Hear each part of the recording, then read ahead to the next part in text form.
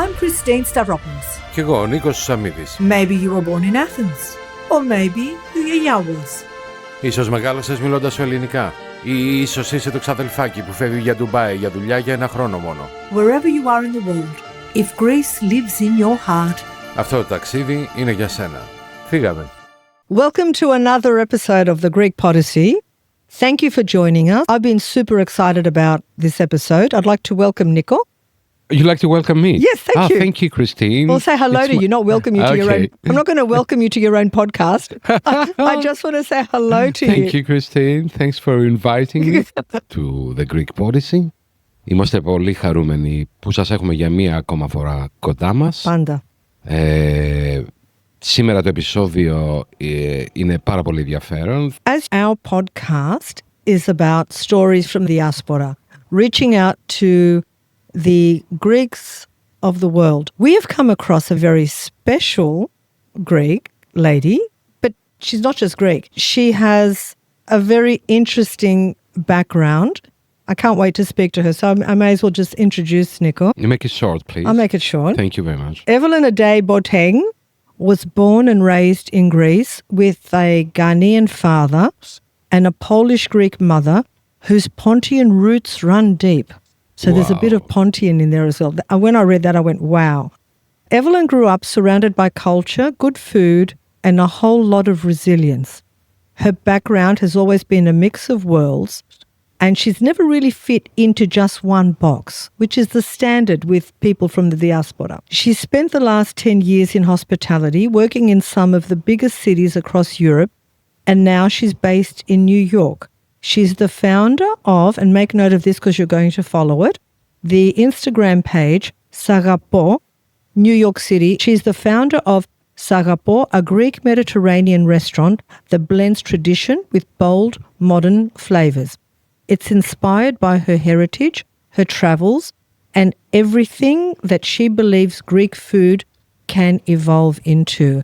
I'd love to welcome, it's our pleasure to have Evelyn on the Greek Podyssey. Before we cross to Evelyn, let's just acknowledge our wonderful sponsors. Hi, my name's Lucas Theodori, the founder of Helco Consulting. We're an international investment firm here in Greece, helping global consultants and businesses come into the Greek market. We will be one of the sponsors of this season, the Greek Podyssey, and we will be discussing all things investment and business in Greece, from how do I invest, what are the best markets to invest in, what do financial structures look like, double taxation, and the list goes on and on and on.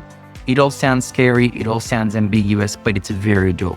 And Greece is such a great country to invest in. How could you not love the sun, the sea, the beautiful landscapes, and obviously having a robust business culture here with so many sectors like tourism, renewable energies, manufacturing, and the list goes on.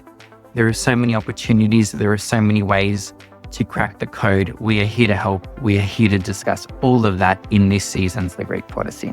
Evelyn, welcome. Welcome to the Greek Podyssey. How are you? I'm so happy that you invited me. We're so happy that you accepted. I'll say, Polopon, καλώς ήρθες. Καλώς σας βρήκατε, μέτερον. We'd love to do this interview in Greek, but we decided that we're going to conduct it in English so everybody's able to understand from around the world. Can we Of mix? course we're going to mix it. We always like to mix it up a little bit. Thank you. Evelyn, you've got a fascinating story, a Ghanaian father and a Polish-Greek mother. Let's start with how those two people met together. Ghana, Polish, Greece. Tell us about their story first. Yes, my mom and my father, they met when they were studying medicine, actually, in Poland. My mom was 22. My father was in his late 20s. So here I am, 33 years later. I was like a college, like love. There were sweethearts. They met, they dated, they had me. Unfortunately, they did not stay together. So I grew up with my mom and my grandparents. Her mom is Polish, her father is Greek, the Pontic Greek. And so I grew up in Thessaloniki, born and raised. I didn't actually live with my father he lives in UK. That's why I'm not actually very, let's say, fond with all the African, like, cultural stuff, but I'm really trying to embrace everything and be proud for everything that I am. You answered my next question was going to be, Okay. what do you feel most as?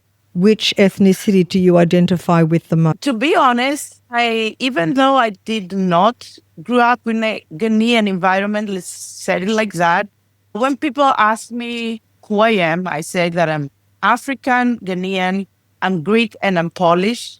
Because my family taught me that I am African and I should be proud of my color and I should be proud of my Ghanaian roots. And my mom, even though she's a whitey, she was cooking African food for me so I can relate to everything. She really did an amazing job on that. So I grew up actually being proud that I'm African and Ghanaian. So if you ask me what I actually feel, I would say that I feel everything that I am. That's beautiful. Greek and Polish. And most important, not just Greek, from Thessaloniki, Evelyn. Yes. I told you off camera, but I'll say it now on camera. I've actually been to Ghana. It is a beautiful country and the most wonderfully happy people. I love Ghanaians. I love them. My coach is from Ghana. And I know I've met a few people through him. And they're super happy people. Like everyone smiling. They have this big smile. Totally. Brother. And I love them. So you were born in Greece and you were raised in Greece. How long did you live in Greece before you moved to New York? Okay, so I was born in 1991 and I went to college in Greece. I was working in Greece for years. I think I started like traveling when I was around 25. In New York, I moved a year ago. So I'm a freshman here. But for the past, let's say, 7 years, I've been a little bit here and there, like all around, like a nomad. I've lived in London. I've lived in Berlin. I was working before that in Greece in Mykonos for years. I spent some winters in Miami. And then I ended up here like last February. In Mykonos, what was it like working in Mykonos? Tell us some of the stories that you have experienced. Okay, so I don't know if you guys have ever been to Mykonos. I have. Yeah. We had so many Greek Australians that were coming. Most of them, to be honest, they were from Melbourne because I know you have a huge community there, like Greek community. But Mykonos is special. Like whatever happens in Mykonos stays in Mykonos, I would say. Συγγνώμη, αλλά σαν τη Χαλκιδική δεν έχει. That is true. That's very true. I was working in Chalkidiki as well, to be honest. When I was 18, this is where I started at the beach clubs and clubs there. So Mykonos is a really like special place. It's in Greece, but it feels like you're in Vegas or Dubai combined. It's really a really fun environment to work. You'll meet so many people that you will never in your life think that you will meet. You make connections, and of course you make good money, and you can combine work and vacation together. I had really nice time there. If I was to ask you, because you're obviously a global girl, you've just been everywhere. Which country, where do you feel more at home? When I was staying in London, I said, oh my God, I love it here. Then I went to Germany, and I'm not going to lie, guys, I didn't like it at all. I never said that this is my country here. Are you talking about Berlin? Yes, it's not my cup of tea, I would say. I really liked it in Miami as well, but something was missing there as well. And I think I can say that New York is my city now. I really like it here. It's so it's like so blended and multicultural, and you can never get bored here. It's the city that never sleeps, literally.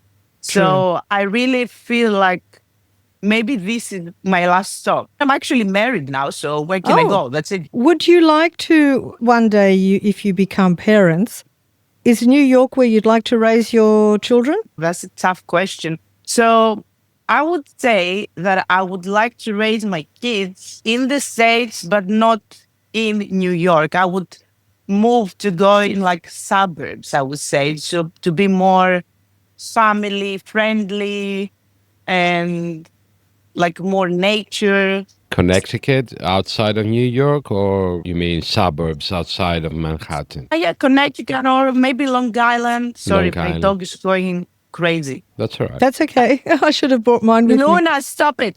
Stop it. That's right. Bring her on camera. We can meet her. Yeah. She had something. Yeah, I should have brought Melina.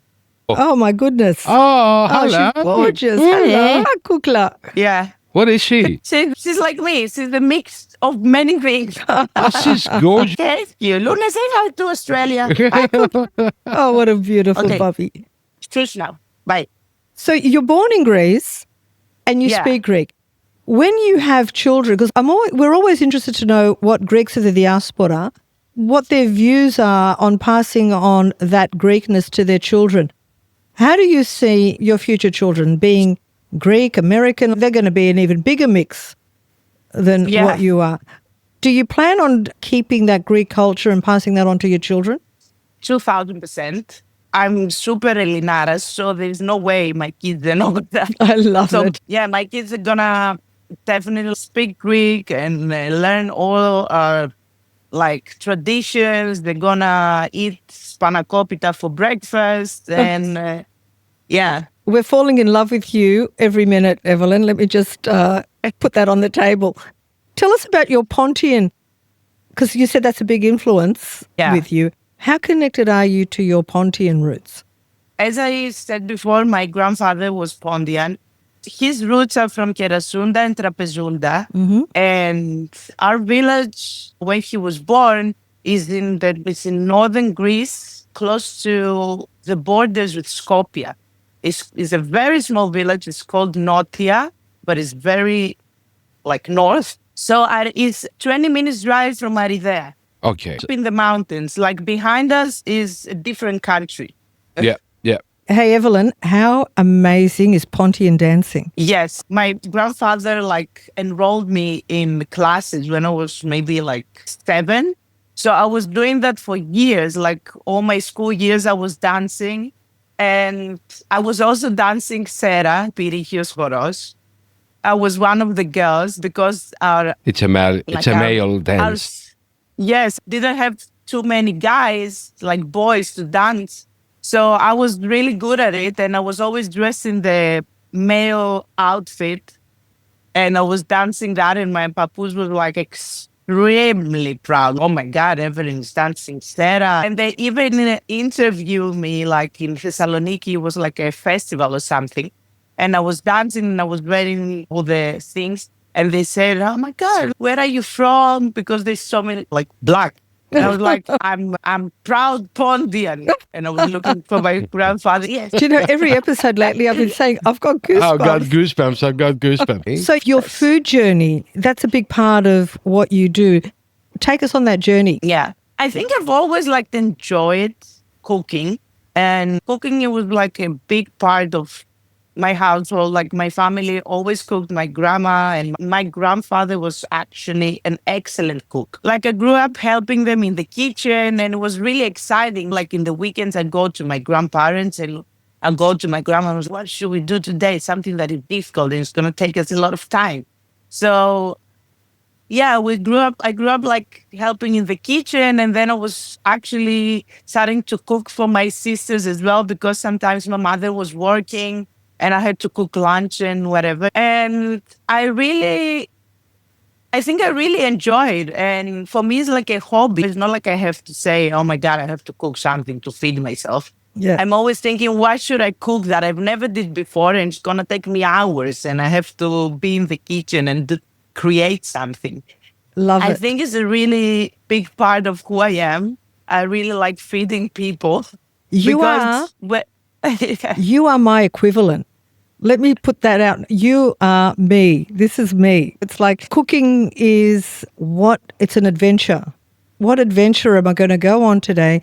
What am I going to cook that's just it could take me all day, but I love the creation of food. It's the essence of who we are as Greeks, isn't it? Yes, 100%. Like, I always remember all my aunties, and when we have family tables or in the kitchen the whole day, no one was sitting down to eat, cooking, and do you want this? And putting like more food in the plate without even asking. This is exactly what I'm doing now, and I'm catching myself doing it when we have like guests and stuff, and I'm saying, oh my God, I became my grandma. But yeah, it's so funny. Do you have any connections with the traditional Pontian dishes?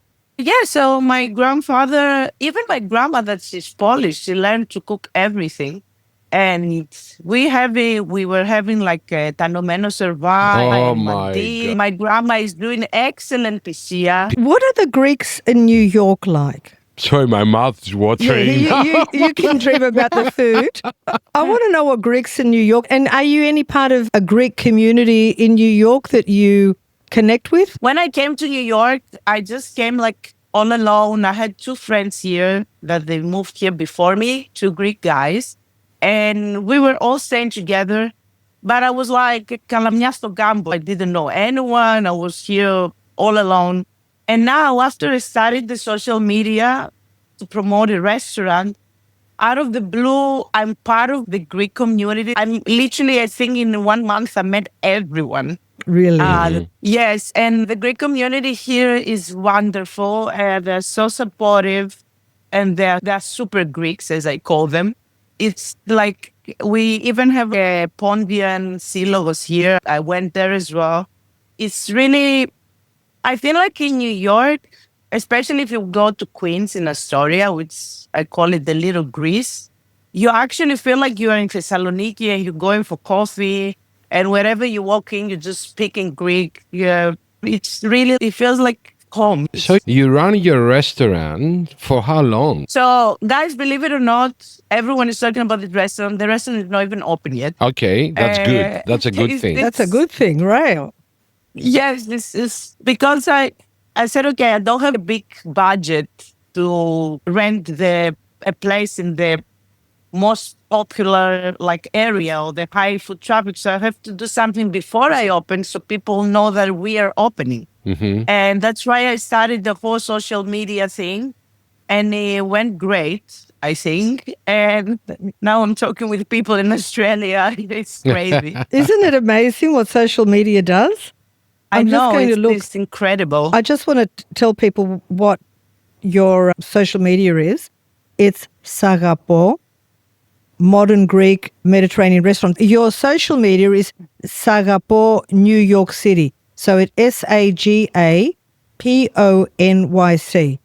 You've got to follow Evelyn, and I love your social media page. Absolutely love it. And when I saw it and I read your story, I said to Nicole, I found a star that we're going to have on the Greek Podyssey. Everyone here in Australia is going to know about you. And I was just fascinated by your history, your connections, your cultural diversity, and how you've intertwined and interrelated your Ghanaian side, your Greek side, your Polish side, your Pontian side. And then listening to you speak Greek feels like music to me. You're born in Greece. It's natural. You were born and educated in Greece. But yeah, what is it like when you're in Greece? Because I know my sister experienced this. My sister lived in Japan for 17 years, and she speaks perfect, fluent Japanese. Every time she started conversing off the cuff in Japanese in Japan, it would just blow their minds. They think, oh, like that. Do you get the same reaction in Greece as a beautiful dark-skinned girl speaking perfect Greek? Yeah. No one ever expects me to Greek fluently. Like, not even Greek. Everyone is telling me that I speak with like Thessaloniki accent, with Lou and Timelese and all this stuff. And everyone is actually like laughing at the beginning. They don't actually understand, and they say us trying to learn Greek. And then they're like, do you speak Greek? But they ask me in English when I'm actually replying in Greek. And I say, yeah, hello, I'm talking Greek to you. Oh my. So it's so funny. Like, people don't expect that at all, especially here in New York. Let me tell you something. I'm Dominican and Brazilian. I'm not even African here. Everyone's speaking Spanish to me. Yeah. So when I say, and they're like, wait a minute, where are you? What kind of creature are you? I said, I'm Greek. And they're like, what? That's crazy. So it's always fascinating to surprise people. So the Greek community in New York is very vibrant and active. I would say. I think it's maybe the third biggest community here. Around 300,000 Greeks live in New York. So it's a lot of Greeks here. Like you hear a lot of Greek stuff. Even if you walk in the streets, I always bump into someone Greek. There's no way. That's Even good. where I live, I walk my dog. I hear people talking. I say hi in Greek. We become friends. It's crazy. Can I ask you something? What's the project of your upcoming restaurant? What's your vision? What do you want to offer to the people? Because to open up a restaurant is not only I'm running a business, it's I'm giving something to the community by cooking with love, using the right ingredients. I'm a son of a chef or a cook or whatever you want to call my mom. She was a chef and commercial cook, so I know what it takes to cook, and she passed that to me.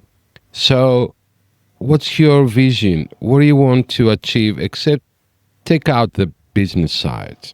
We need to make some money. We need to put some bread on the table. Why you want to do that? I think the first reason for me to open a restaurant is not to make some bread, is because it was always my dream to have a space that I can feed people, like I said before. And I really want to promote the Greek cuisine because I'm very stupid proud. And I say, wait a minute, while they're everyone said that Asian food is the best or Italian food is the best, Greek food is the best, 100%. And I think we didn't market it as good as the other countries. If you ask random people in the street, what do you think Greek food is? And they're not Greek, they're going to say three things: souvlaki, moussaka, and Greek salad. So I feel like Greek cuisine is not only food, it's the whole experience, is eating on Sunday from your grandma or your grandpa. We have so many different tastes that people don't know about, or they never had it because Exactly. wherever they go to a restaurant, they're getting served specific things. So I really want to introduce this, but also make it modern, make it like me, make it 2025. Your twist, yes. Yes. So people say, oh my God, this is not the boring moussaka with side of rice that someone served me here. I was like, moussaka with side of rice? What is this? Yeah. So I really want to elevate it and make people actually love it more. Evelyn, sorry, Christine. Yeah. I think that there is a space for that type of approach, if I can say it like that.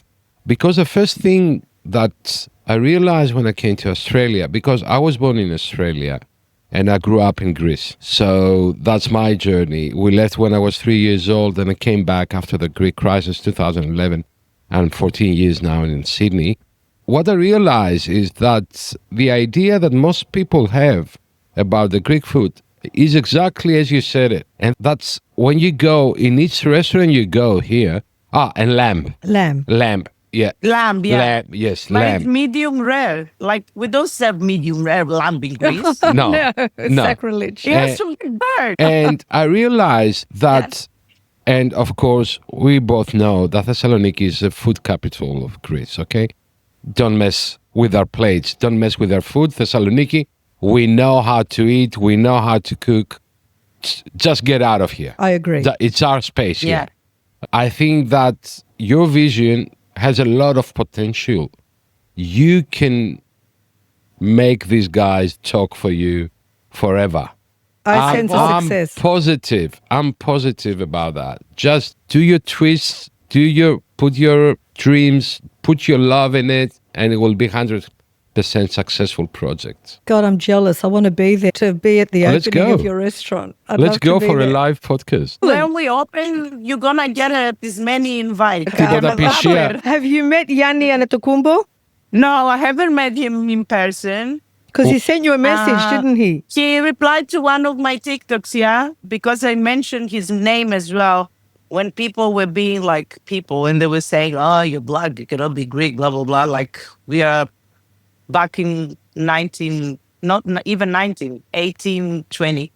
So he said, be proud. He said, be proud. And How wonderful. yeah. How did that make you feel to get that message from him? I was like, oh my God, this is crazy. Like I post something and I say that I'm Ghanaian and Greek, and out of the sudden, like the GOAT actually is commenting on my TikTok. Like it's crazy. It's insane for me. It's like it would have been a wow moment. Getting back to food, when I was in Ghana, because you said you haven't been to Ghana, so I'll give you my experience.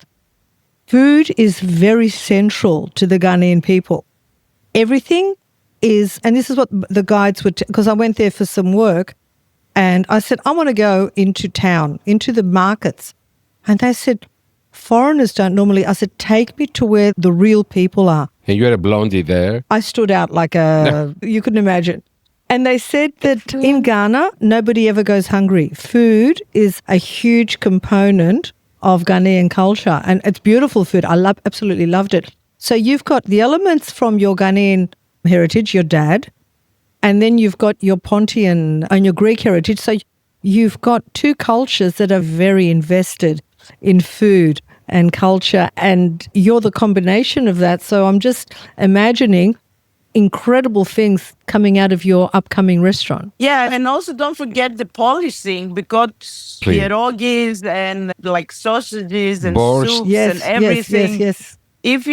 Whenever I was spending like Christmas in Poland in my family who lives there, I was always gaining weight, because you cannot just have 5 pierogies. You need to have 20, and you can have to have everything a lot. Polish culture is also food like involved, and they have like food that actually takes hours to make. Like, for example, when we were making pierogies with my grandma, it was taking like the whole day, because you have to do like huge batch to put in the freezer. You just make 5 to eat, and that's it. It's pierogies is like piroski. I would say that it's more similar to dumplings. Okay. You fill with the traditional Polish, you either fill with cabbage and mushroom and wild mushrooms, or potato, and you can put some cheese in, or onions. And the other one is with beef that is slow cooked. And the dough is like the dumpling dough, and then you just boil them. Boil that, and yes. So you can saute them and put like saute onions on top. Yummy, delicious. So you live in Manhattan, and are you looking around for your shop close to Manhattan area? Or are you trying to find something more hidden space? I want the Sagapo to be in Manhattan, because I know that there is nothing like that in Manhattan. If you go to the Astoria, for example, you can find like thousands of restaurants that the food is really good, and some of them, they're more traditional. Few of them are more like modern. Mm-hmm. And I really think that Manhattan needs a restaurant like that. It's like very trendy, in a very trendy area that young people are, and it's going to be like a TikTok viral moment. So I'm looking for a space that can actually like have everything, like the trendy area, the crowd that we need, that they can make the restaurant viral, and also to introduce something new to an area. And I think the food itself is going to what's going to make your restaurant viral. Good food is, what it's all about. Influencers, I think, are great. They come and go. But when you get those reviews for great food, I can see your Michelin star coming up. Christine, get ready. Yeah. Get ready, Christine. You reckon we're going to New York? 100%. We go to Evelyn. We'd love for you to come to Sydney. I would love to. We have a very strong Pontian association here. They would absolutely love to meet you and listen to your experiences, watch your Pontian dancing. They've got a beautiful Pontian dance group. Actually, because my job is I'm a music director, I'm directing shows. I used to work in Greece with big names. And here in Australia, when people traveling from Greece to sing, I'm the maestro, as we say in Greece. We had Melina Slanidou. She's a proud Pontian and of course he's the ambassador. And what they did on the Greek festival here at Dalihab, the Podian group was waiting, hidden back on stage, and she didn't know. And they came out and they started dancing in one of the songs. And Melina started crying. It was a very wow moment for her, see the Pontians coming out and dancing in one of the songs. And I remember that as very nice. It was memorable for everybody that saw it here in Sydney. I'm addicted to Pontian dancing. Absolutely. It's the Greek Zuba. You're getting out in 40 minutes and you've burned about 2,000 calories. 100%. Evelyn, it's been amazing having you on the Greek Podyssey. And you've connected here with Nico, who's from Thessaloniki as well. Και Καλαμαρiotis. Yeah, all together. We would like to thank you for being with us, Evelyn. We're wishing you all the best from the deepest of our heart. Keep in mind that we are following you. So whatever you do, we know about it. And obviously, we'll talk again when you open your restaurant. 100%. Yeah. I would really love to come and visit you. My sister has been in Australia and said it's amazing. So one day, 100%. Please be our guest. We're here for you. Always. Congratulations on being so wonderful and so global. You're so young and you're so vibrant and you have done so much and embraced so many cultures. And that's what we love. This is what the Greek Podyssey is all about. Exactly. Well, guys, thank you so much for having me. You're both wonderful. And that's all. Thank you. Φιλιά πολλά, καλή συνέχεια και καλή επιτυχία σε ό,τι κάνεις στη ζωή σου. Ευχαριστώ πάρα πολύ. Γεια σου, αγάπη. Nico, I am just so happy. I was looking forward to speaking to Evelyn for such a long time. I'm with my tribe. What are you talking about? Say thank you, Christina. Thank you, Christina. I found Evelyn on Instagram and I said, please respond when I reach out. And she did. And then we had this wonderful interview. That's a beautiful story. And for me, as a migrant here in Australia, I'm attached with Evelyn because she recently moved from Greece or Europe, wherever she was. And I'm very attached with her and her story. And I'm very proud because she's Greek and she's having a great time there and she's thriving in New York. I think anybody that watches this podcast, there'll be people that identify with different elements of what Evelyn brought to the show today.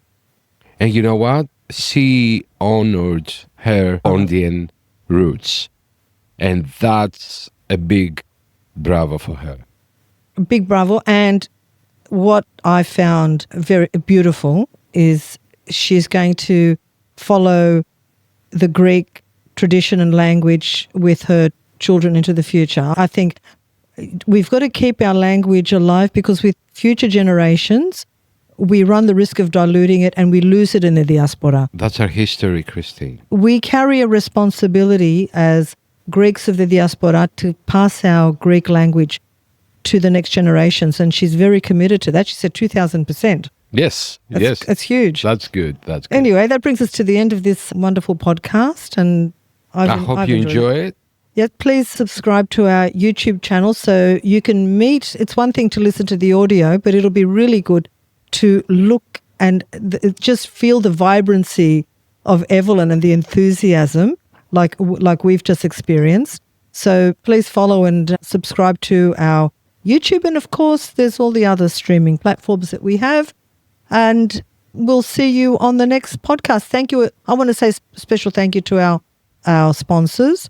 And of course, to all of you who follow us each week. Like us on our Instagram, Facebook. And don't forget, if you want to contact our legal correspondent from Greece, Natasha, you can email us on the GreekPodyssey@gmail.com. Thank you, Nico. Thank you. Thank you, everyone. Thank you. See you next time. I'm Christine Stavropoulos. Κι εγώ ο Νίκος Σαμίδης. Και αυτό είναι το Greek Podyssey, το podcast της Ομογένειας. A podcast for Hellenes worldwide, sharing stories, culture, identity, laughs and a little bit of tsugrisma along the way. Γιατί μπορεί να φύγαμε από την Ελλάδα, αλλά η Ελλάδα δεν έφυγε ποτέ από μας.